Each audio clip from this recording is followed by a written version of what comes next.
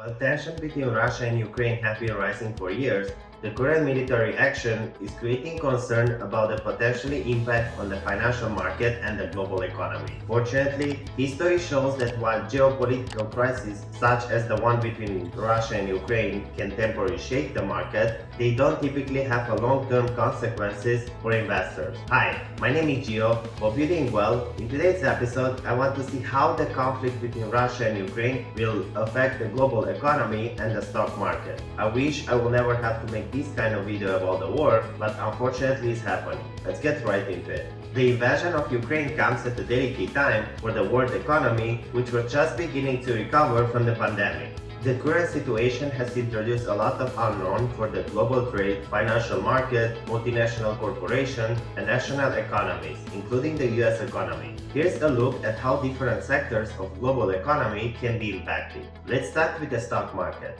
Russia's invasion of Ukraine is sending a shock to pretty much every asset class across the globe. Risk assets such as stocks are shaking. Traditional safe havens like treasury debt and gold are rising, and oil and other commodities are rising at the time when US inflation just hit 4 years high. From an investment standpoint, the biggest impact will likely be the negative market sentiment on Russia's stocks, bonds, and currency. Usually, this type of crisis tend to only have a significant and long impact on global financial market if they have a microeconomic impact on major economies. It is likely not big enough by itself to affect the global market or economic growth, even if it were to suffer significant economic damage because of the restrictions or other measures taken against it by the US and Europe. We can expect an increase in short-term stock market volatility. The Russia's military actions likely adds to general market fear. Current stock market volatility is reflecting a variety of investors' concern, so another source of uncertainty will make things even worse. When it comes to cryptocurrency, one of the big arguments that crypto proponents have long made is that cryptocurrency have the potential to act as a digital gold. That means that unlike fiat currency, Bitcoin can be devalued because there is only going to ever be a certain number of coins, and that investing in cryptocurrency is a way to diversify your portfolio in the face of volatility. Theoretically, that's supposed to mean that Bitcoin is a way to hedge against inflation, or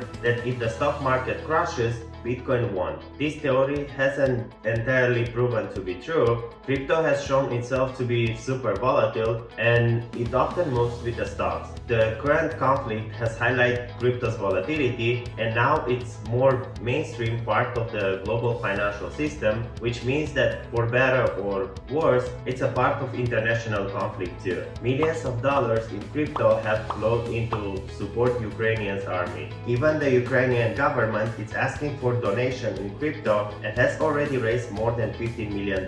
Some Ukrainians are also turning to crypto as an alternative to Ukrainian financial institutions, which are limiting people's access to bank accounts and foreign currency. Right now, at least some Ukrainians escaping the country seems to be taking their crypto with them, which they hope to convert back into fiat currency once they arrive to safety. Others seems to be looking toward crypto as a way to store their wealth as Ukraine's economy collapses. The country's central bank has already suspended electronic cash transfer, and it's blocking Ukrainian citizens from withdrawing foreign currency. When it comes to energy sector, many European countries are heavily dependent on Russia's energy, particularly gas, through several vital pipelines. Even if the conflict comes to an end, there is a possibility that the economic restrictions on Russia will make it very difficult for these countries to be able to import gas. Russia is the world's third biggest producer of petroleum, and it's a major exporter of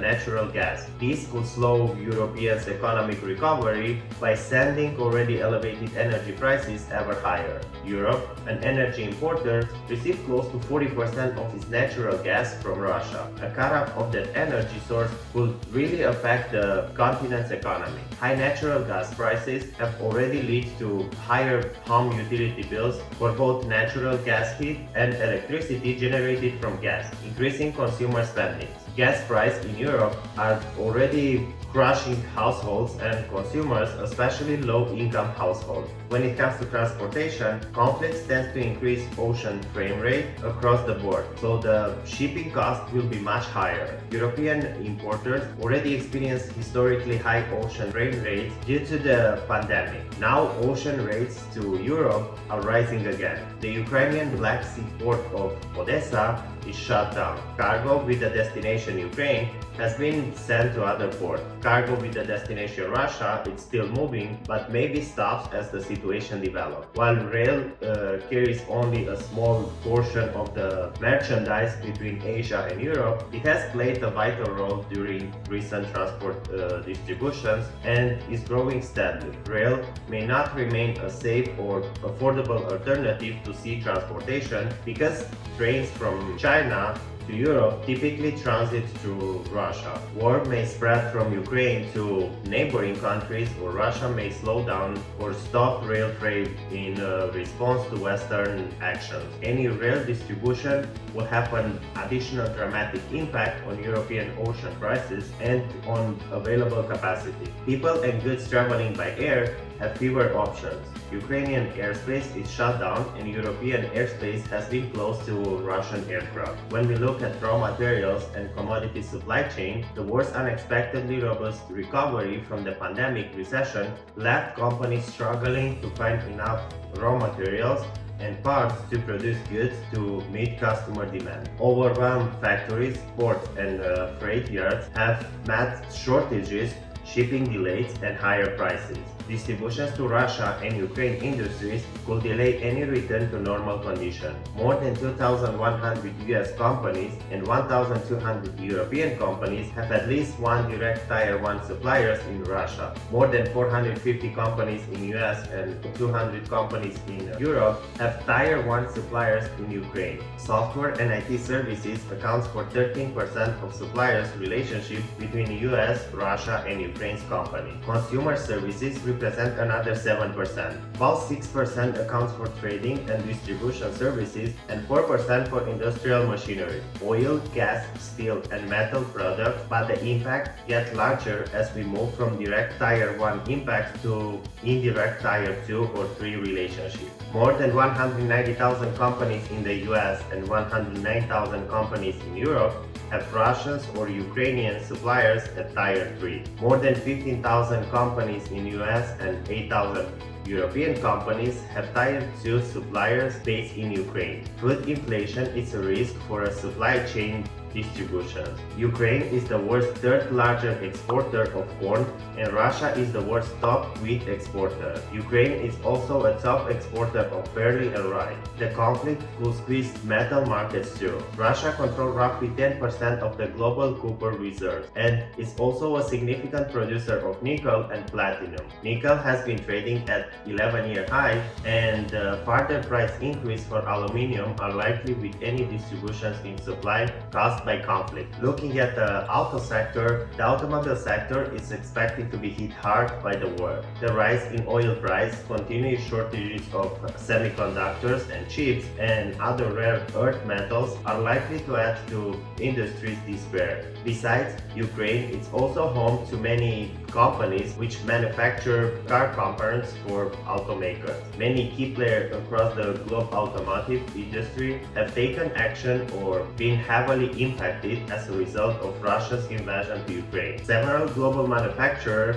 have stopped delivering to Russia, while others have been forced to pause production due to the lack of parts from Ukrainian-based suppliers. Among the manufacturers affected so far are Group Renault, BMW, Jaguar, Land Rover, and Volkswagen groups. Many companies have partners in Russia, which is the 8th largest automotive market in the world.